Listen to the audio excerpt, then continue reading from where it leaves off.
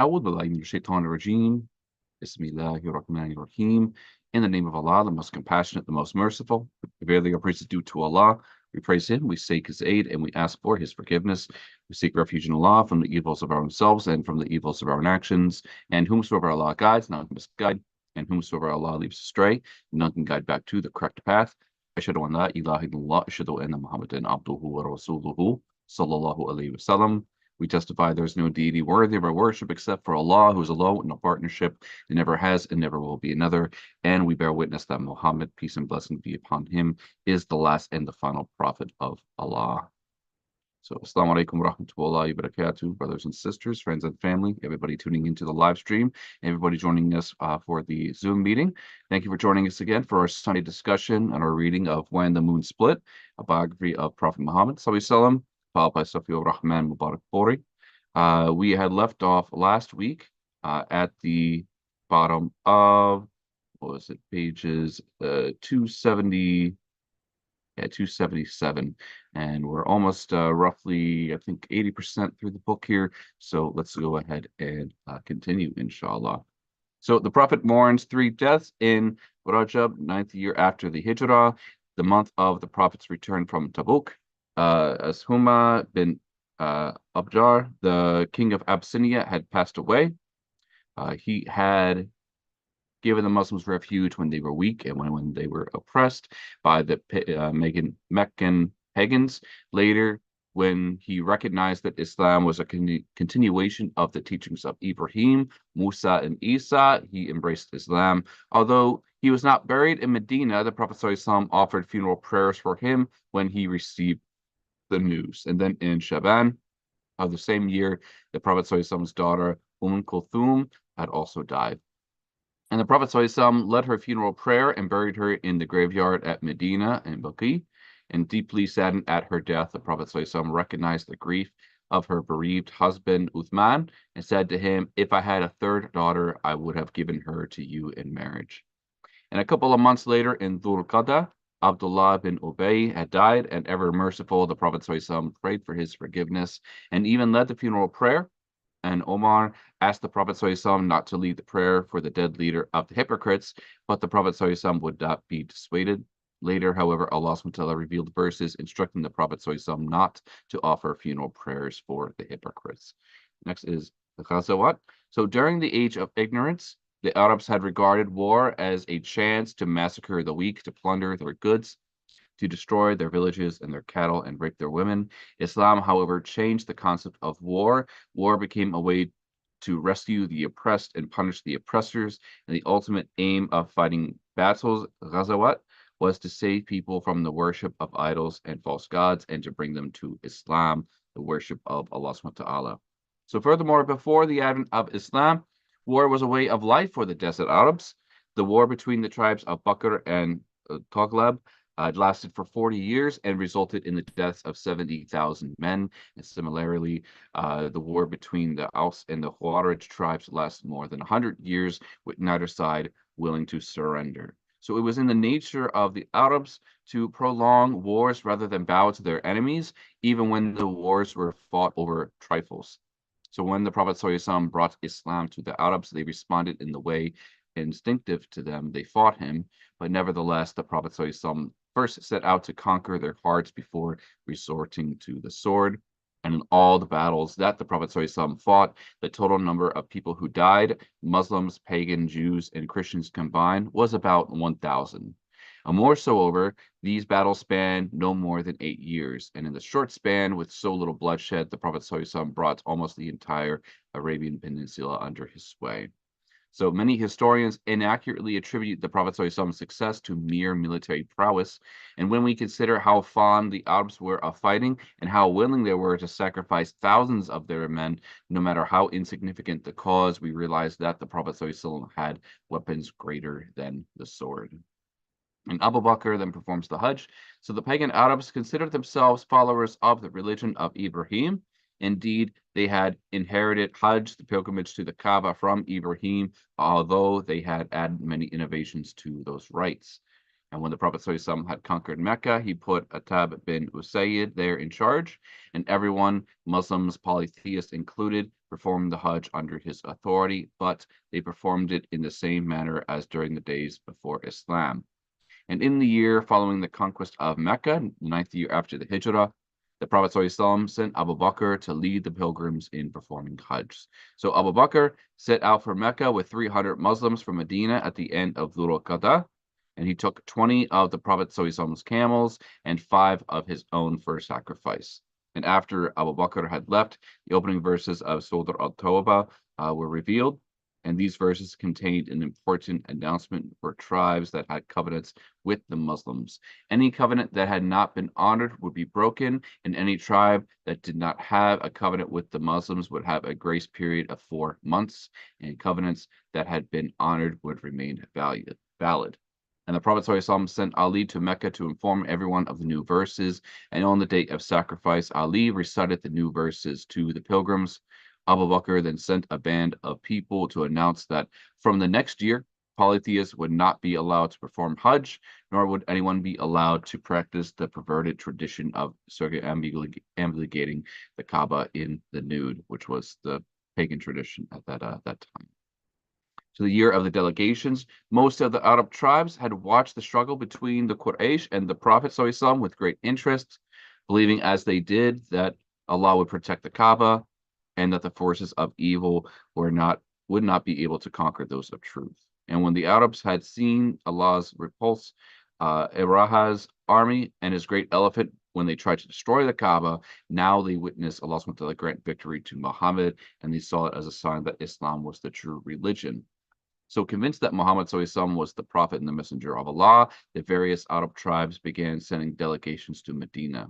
Between 70 to 100 delegations came to meet the Prophet ﷺ, and some came to ransom captives or to pay the jizya, while many others came to embrace Islam. So most of these delegations, they visited Medina following the conquest of Mecca in the 9th year after the Hijrah, which became known as the Year of Delegations. And it is an important thing to note, however, that even in Mecca, at the height of persecution by the Quraysh, the Prophet ﷺ had become famous, and several tribes, including the Aus and the Khawarij, had visited him in secret. And after the Prophet ﷺ's migration to Medina, delegations continued to arrive until the 9th year, when their numbers swelled close to 100. And with tribe after tribe embracing Islam, the Islamic State grew until it stretched from the Red Sea to the Arabian Gulf, and from southern Jordan to Yemen and Oman. And the Prophet ﷺ appointed governors and judges in an area to ensure that Islamic law was administered properly. He also sent knowledgeable teachers to far reaches of the Islamic State so that everyone learned how to practice his religion correctly. And the delegations that had visited the Prophet ﷺ were in fact instrumental in spreading Islam among the desert-dwelling Bedouins. So though each delegation came with different aims and objectives, the Prophet ﷺ made the same profound impression upon those he dealt with, and his fame spread throughout Arabia. So here was a man who had defended the greatest tribe of Arabia, and yet he chose faith over wealth, mercy over religion, and work over luxury.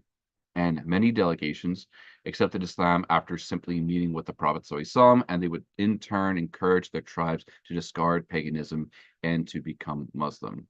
And some of the most notable delegations are mentioned as below. So first, the delegations of Banu Abdul Qais. The people of Abdul Qais who lived in eastern Arabia were the first to embrace Islam outside of Medina. Thus, the first Friday prayer offered outside the Prophet's mosque were in the mosque of Abdul Qais, the village in Jawathi, Bahrain. And the delegation of Banu Abdul Qais came twice. So first in the 5th year after the Hijrah, and in the 9th year after the Hijrah.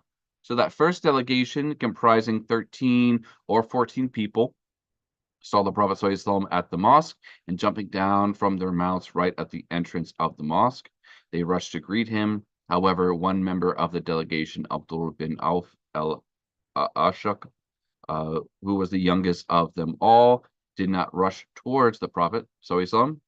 He first made the camels kneel down and collected all of the goods from the saddlebags. He then took out clean clothes and put them on. Only then did he approach the Prophet ﷺ and greeted him. And the Prophet ﷺ praised Abdullah's behavior and remarked, "You have two characteristics loved by Allah and His Messenger. You are both far-sighted and patient." And even before the arrival of this delegation, the Prophet ﷺ had told his companions that a caravan will appear before you. Its members are the best among the people of the East, and they willingly accepted Islam. They have exhausted their camels and their provisions. O Allah, forgive Abdul Qais. And the Prophet ﷺ said to the delegation upon its arrival, "Welcome. You will neither be disgraced nor ashamed." They asked the Prophet to teach them something that they and their people could live by, and the Prophet ﷺ asked them to perform four duties. First, they were to bear witness, given the Shahada, there was no deity except for Allah, and that Muhammad was his prophet and messenger. ﷺ. They were also to establish the Salah, pay the obligatory yearly charity, the Zakat, and to fast Ramadan, the Saum. And since Hajj had not been made obligatory, the Prophet ﷺ did not order the people of Banu Abdul Qais to perform it, and they were also commanded to give 1/5 of any spoils obtained from war. And they were forbidden to drink intoxicating beverages and were ordered to destroy the jars used for brewing such drinks. And a second delegation of 40 men from Abdul Qais came 4 years later, and accompanying the delegation was Jarud bin Ala Abdi, a Christian who embraced Islam after meeting the Prophet ﷺ. Next, Daman bin Tha'alaba interrogates the Prophet. So the Prophet ﷺ's message had spread so far that even the unlettered, the uncouth dwellers in the wilderness, such as the tribe of Sa'ad bin Bakr, had heard of the man called Muhammad ﷺ and his message from Allah, Lord of the worlds. Accordingly, their chief, Damam bin Thalaba, journeyed to Medina to interrogate the Prophet ﷺ. So Damam arrived in Medina, his hair in 2 braids, and after making his camel kneel, he tethered it right at the mosque. And then he turned to the people and asked, "Who among you is the son of Abdul Muttalib?" And when the people pointed out the Prophet ﷺ to him, he approached and said, "O Muhammad, I shall ask you something bluntly, and you are not to be offended." The Prophet ﷺ responded, saying, "Ask whatever you want." And he said, "Your envoy came to me and told me that you claimed to be a prophet." And the Prophet said, emphatically, he spoke the truth. "Well, who created the sky?" he asked. And the Prophet replied, ﷺ, "Allah." "Well, then who created this earth?" he asked. And the Prophet ﷺ replied once more, "Allah." "And who made this mountain and what it contains?" And the Prophet replied, "Allah." "I ask you in the name of the one who created the sky, the earth, and these mountains, has he commissioned you as his messenger?" And the Prophet ﷺ affirmed, "Yes." "And your envoy also tell us that it is obligatory to perform 5 prayers each day." And the Prophet ﷺ said, "Yes, he spoke the truth." "I ask you in the name of the one who commissioned you as his messenger, has Allah commanded this?" And the Prophet ﷺ replied, "Yes." "The envoy says that we owe a charity tax on our property." And the Prophet replied, saying, "He spoke the truth." "I ask you in the name of the one who commissioned you as his messenger, has Allah commanded this?" And the Prophet said, "Yes." "Your envoy has also said that fasting the month of Ramadan every year is obligatory." And the Prophet responded, saying, "He spoke the truth." "I ask you in the name of the one who commissioned you as his messenger, has Allah commanded this?" And the Prophet said, "Yes." "And your envoy says that Hajj is obligatory for everyone who can afford it." He spoke the truth, the Prophet ﷺ said. "And I ask you in the name of the one who commissioned you as his messenger, has Allah commanded this?" And the Prophet had said, "Yes." So said Damam, "I swear by the one who sent you with righteousness that I shall neither add nor subtract to what you have told me." And the Prophet ﷺ remarked to his companions about Damam, "If he has spoken the truth, he will certainly go to paradise." And after Damam bin Thalaba embraced Islam in Medina, he returned to his people and told them about his meeting with the Prophet ﷺ. And all of his people became Muslim the very day, and they built mosques and began praying 5 times a day. So next is the delegation of Athra and Bala. So in Safar, the 9th year after the Hijrah, 12 men of the tribe of Banu Adhara came to the Prophet ﷺ, and they mentioned that their tribe's affiliation with Qusay, the founder of the Prophet ﷺ's clan, and how they had helped him oust Banu Bakr and Banu Huza from Mecca. They had embraced Islam, and the Prophet ﷺ forbade them from preserving any of their polytheist traditions, such as approaching soothsayers and slaughtering animals at pagan temples. And a delegation from Bela also came to the Prophet ﷺ in the same year. They had also embraced Islam and returned home after 3 days. Next, delegation of Banu Asad bin Huzaymah. So in the beginning of the 9th year of Hijrah, a delegation of 3 people from the Banu Asad bin Huzaynah visit the Prophet ﷺ, and when they arrived, they found the Prophet ﷺ sitting in the mosque along with some of his companions. After they had all greeted the Prophet ﷺ, the spokesperson had said, "O Prophet, we bear witness that Allah is one, and that He has no associates or equal, and that you are His slave and messenger. O Prophet, we embraced Islam without your having sent an envoy to us. We did not fight against you like so many other tribes. We are messengers of peace for the people following us." And in reply to the claims made by Banu Asad bin Huzaymah, Allah revealed the following verses to His Prophet, Surah 49, ayat 17. They believe that they have done you a great favor, O Muhammad, because they have embraced Islam. Say to them, you have done me no favor by becoming Muslim. Indeed, Allah has conferred upon you a great blessing by guiding you and giving you faith. So later, the delegation asked about fortune telling, soothsaying, and divining omens from birds, all of which the Prophet ﷺ informed them was forbidden. And when asked about interpreting omens, the Prophet ﷺ had said that there was no prophet who could do this, and if anyone has knowledge equal to that Prophet ﷺ, then he may do it. In other words, any attempt to predict the future was forbidden in Islam. And the delegation stayed in Medina for a short time and continued to learn the fundamentals of Islam.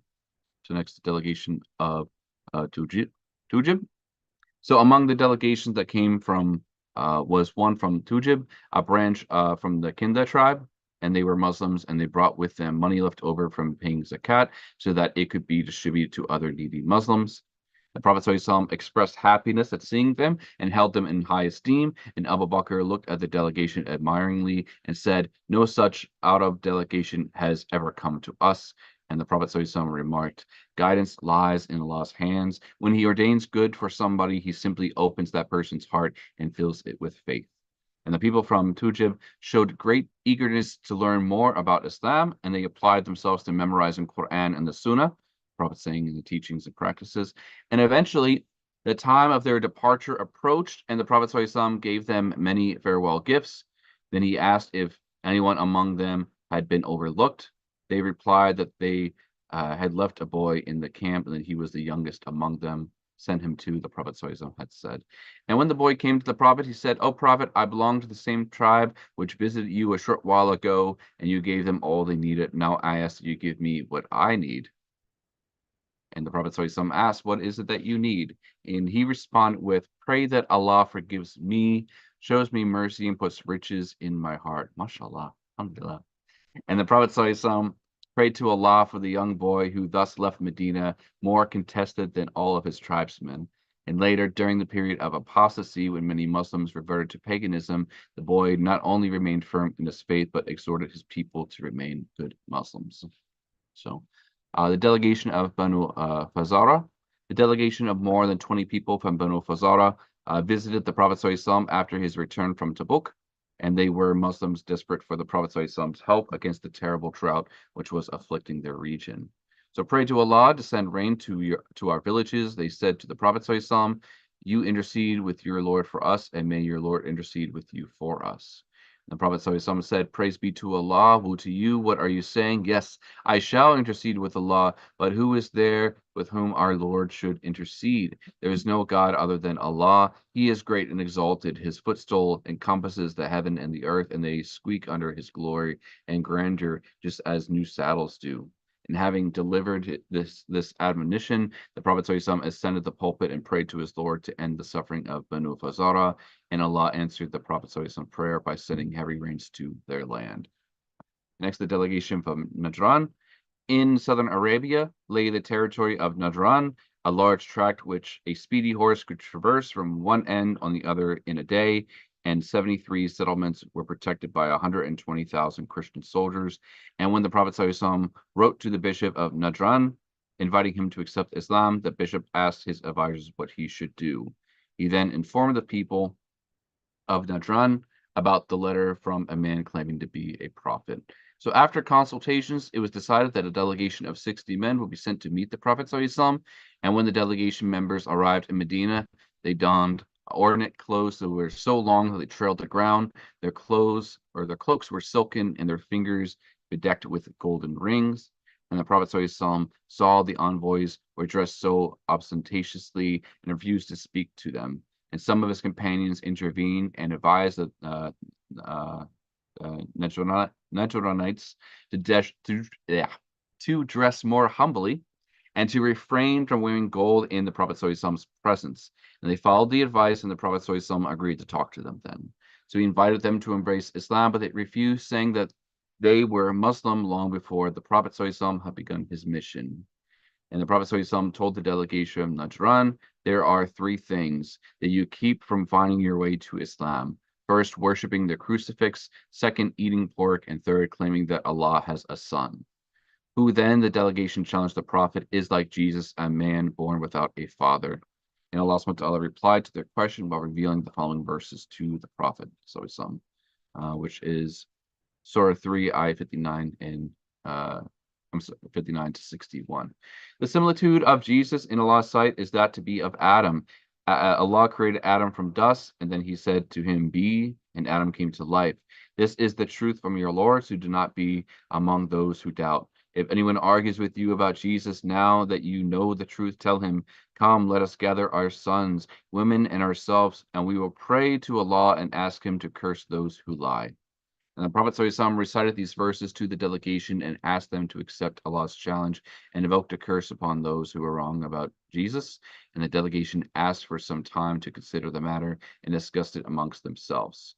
If he is actually a prophet, they concluded, and we ask Allah to curse those who are wrong, then we will all be destroyed. Therefore, they prudently agreed to pay the jizya. And they were to pay 1,000 sets of clothing in Safar and another 1,000 sets in Rajab. And in return for these payments, the Prophet ﷺ guaranteed peace, security, and freedom of religion in Najran. And they then requested that the Prophet send a trustworthy Muslim with them to make sure these conditions were met. And the Prophet ﷺ sent Abu Ubaidah bin Jarrah with them. And in the course of the journey back to Najran, 2 members of the delegation accepted Islam under the influence of Abu Ubaidah. So next, delegation from Ta'if. Yeah, let's read this and then we'll close for today, inshallah. So as mentioned earlier, the Prophet ﷺ had laid siege to Ta'if after the Battle of Hunain, but he was unable to break through the gate of the city and decided to return to Medina. And following on their heels was Urwa bin Mas'ud Thaqafi, and one of the chieftains of Ta'if. And he caught up with the troops just before they reached Medina, and after meeting with the Prophet, he had entered Islam. Then he returned to Ta'if, confident that his people would embrace Islam once he explained its message to them. After all, his people had often declared he was dearer to them than their own families, and sadly his people turned against him at the declaration of his faith and rained arrows upon him until he had laid dead. The zeal for their pagan faith had its place, but soon the people of Ta'if realized the practical implications of holding out against the rising tide of Islam, so they began to consider the problems they would face from the surrounding tribes that had embraced Islam and decided to negotiate with the Prophet ﷺ. So a delegation of 6 men, headed by Abd Yalayl, went to Medina.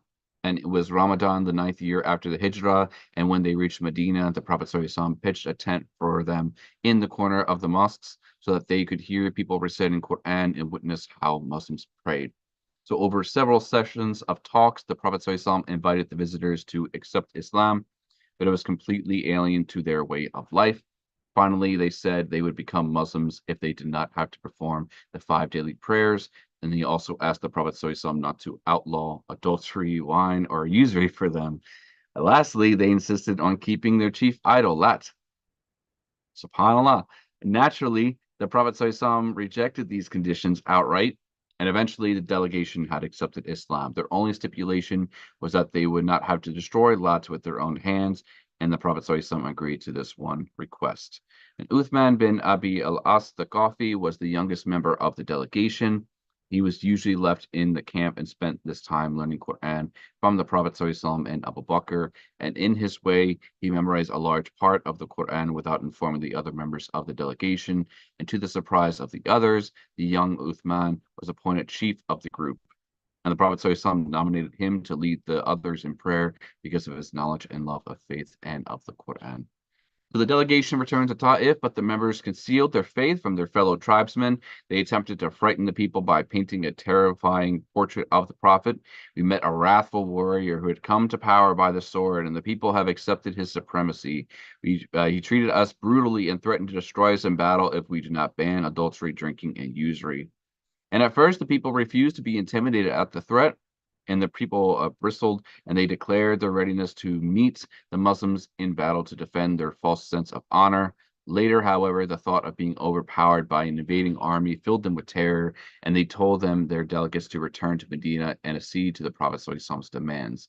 And delegates then disclosed that they had already agreed to all of the Prophet ﷺ's demands and had embraced Islam. And the people of Banu Thaqif were relieved at the news, and they all then had become Muslim.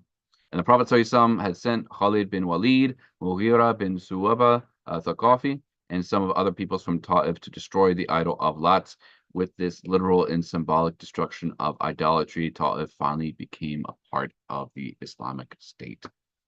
So with that, we'll go ahead and close from there. Jazakallah khairan everybody for joining in and staying with us. We'll go ahead and continue in the following week. And may Allah SWT bless your upcoming week and make things easy for you. Allahumma subhanahu wa bihamdi ashhadu an la ilaha illa anta astaghfiruka wa atubu ilaik. Assalamu alaikum wa rahmatullahi wa barakatuhu. I will look forward to seeing you then. Alhamdulillah. So we what is that? Oop, come on. Get tiny, 291. So I don't miss out on that. Alhamdulillah.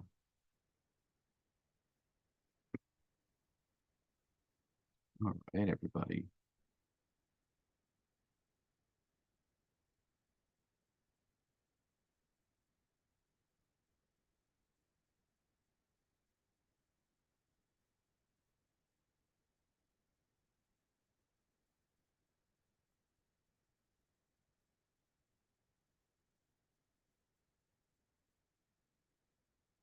So here's the thing. I haven't prayed Maghrib yet. Maghrib is coming in the next 8 minutes here, so I don't want to get too close to this. Yeah, mashallah. I found it was a really beautiful thing. Kindle says we're 91% there, 291, almost there. Alhamdulillah. We are making excellent progress for this here. Let me just make sure I have this document ready for next time, inshallah.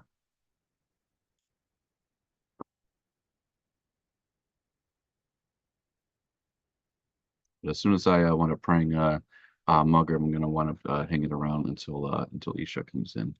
So I may disconnect early for tonight, inshallah. 291 delegation. Here we go.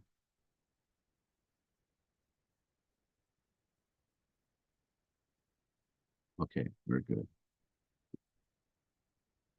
It was a little bit so we got the talking and whatnot.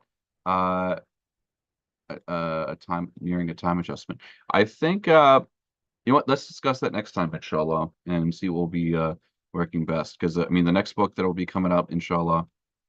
I mean, is 7 o'clock still not a good time?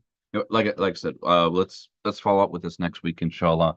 We'll have a discussion then regarding it, because you being the usual people who are joining us, we want to make some accommodations for that, inshallah. We changed around for Sunday to make sure that more people could join, and it turned out to be a good change.